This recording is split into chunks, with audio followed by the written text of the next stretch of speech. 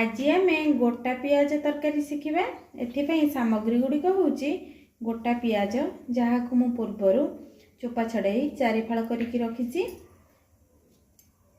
भाव रखी धनिया पत्र कंचा लंका खंड मसला धनिया गुंड लंका गुंड काजू हलदी लुण बिलाती अदा और रसुण तेजपत्र। तेबे चलतु प्रस्तुत करनेबा गोटा पियाज तरकारी। प्रथमे कड़ाई रे सोरिष तेल देबा। तेल गरम हो गले पियाज को भाजिबा। पियाज को भल भाव गोल्डन ब्राउन कलर होगा जाए भाजी नेबा। दुई साइड हम गोल्डन ब्राउन कलर हो गलानी। एबे आपन प्लेट को काढी तेल रे खंड मसला देबा अदा रसुण देबा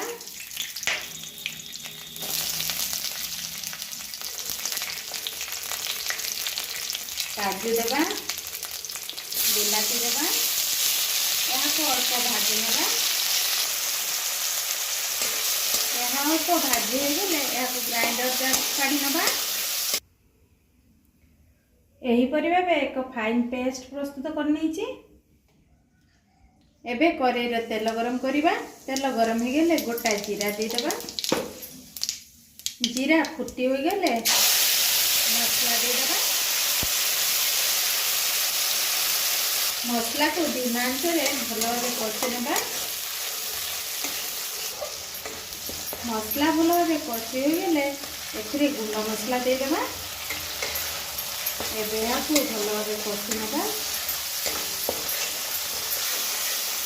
मसला भल भाव कषि हो गलानी। एबे एथिरे आवश्यक मुताबिक पानी दे देबा।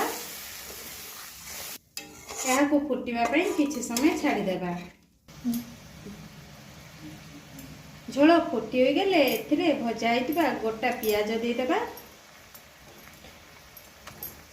पियाज भल भाव सिझिबा पई याकू धीमा आंच रे 10 रु 15 मिनिट घोड़ाई बसाई देबा। देखंतु झोल हमर बहलिया हे आसलानी। एबे एथिरे कंचा लंका देबा धनिया पत्र देबा। याकू गोलाई बाउल को काढी नेबा।